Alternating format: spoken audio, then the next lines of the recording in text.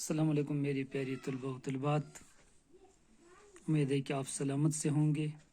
میری پیاری طلبہ و طلبات، آج جو ہمارا موضوع ہے وہ پنڈت برج نارائن چکبست کی جو نظم آپ کی ہماری کتاب میں ہے، رامائن کا ایک سین، رام چندر جی ماں سے رخصت لیتے ہوئی اس نظم کا ہم ایک خلاصہ پیش کریں گے۔ پہلے میں اس نظم کے کچھ اشعار پڑھوں، بعد میں ہم اس کا ایک خلاصہ پیش کریں گے۔ رام چندر جی ماں سے رخصت لیتے ہوئے کیا جانے کس خیال میں گم تھی وہ بے گناہ، نور نظر پہ دیدہ حسرت سے کی نگاہ،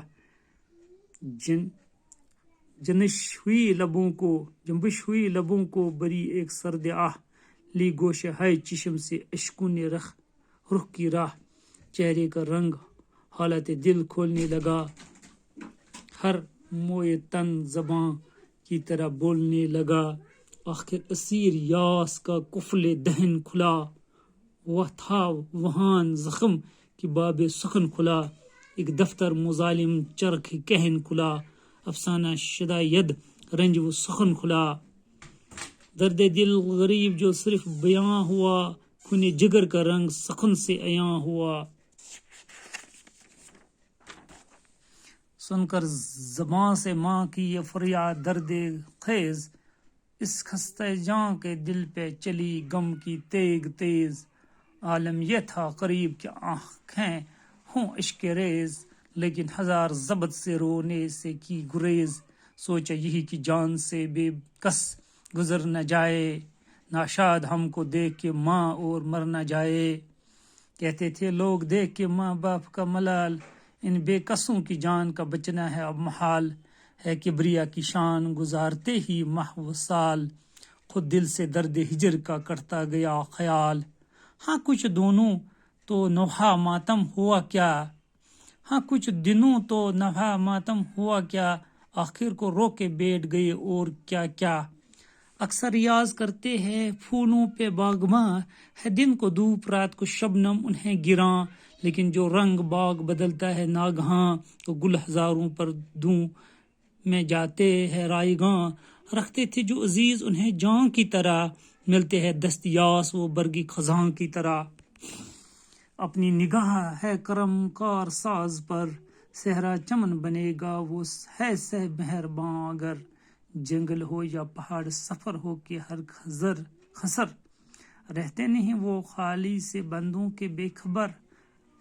اس کا کرم شریک اگر ہے تو غم نہیں، دامن دشت دامن مادر سے کم نہیں۔ پنڈت برج نارائن چکبست اس شاعر کا نام ہے جس نے نظم لکھی ہے۔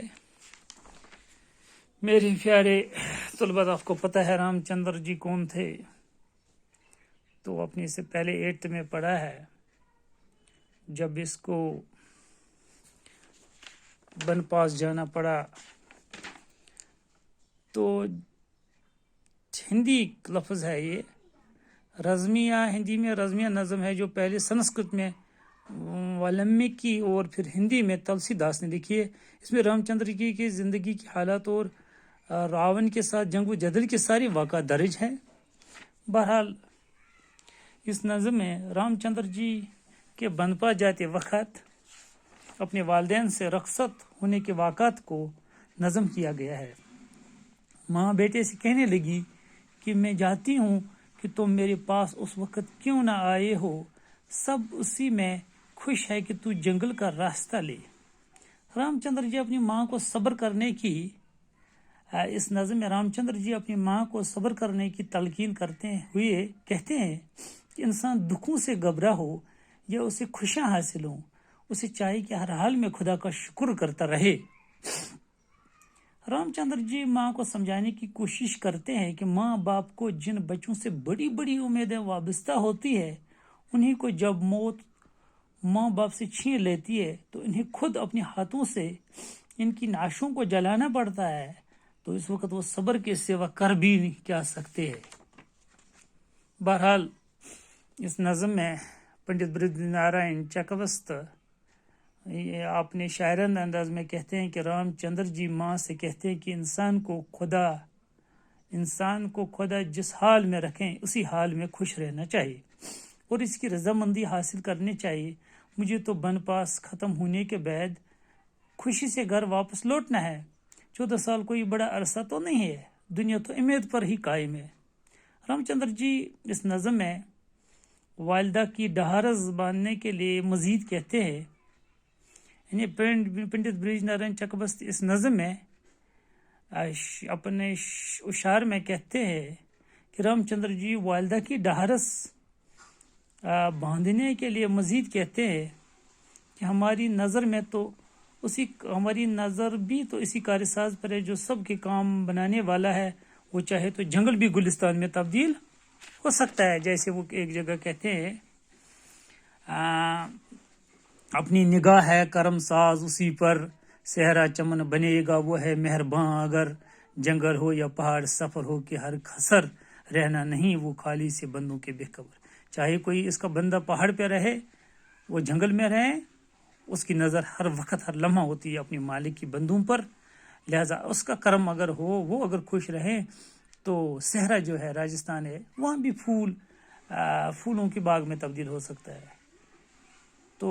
ये कहते हैं कि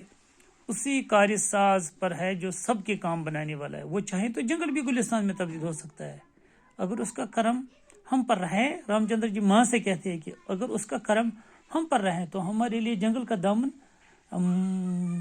माँ के दामन से कुछ कम नहीं है। माँ के दामन में मोहब्बत ही होता है, शफकत ही शफकत होता है। अगर मालिक का करम बंदों पर रहे तो जंगल भी माँ के दामन से कुछ कम नहीं है। उसका करम शरीक अगर है तो गम नहीं, दामन या दश्त दामन या मादर से कम नहीं। यानी शायर इसमें कहते हैं कि अगर उसका करम बंदे पर हो तो जो दश्त है, सहरा जो है, जंगल जो है, उसका दामन भी मादर से कम नहीं है। वो माँ की दामन से कुछ कम नहीं है। यानी जंगल सहरा में भी रहने के बावजूद इंसान समझे कि मैं माँ के दामन में हूँ अगर अल्लाह मालिक की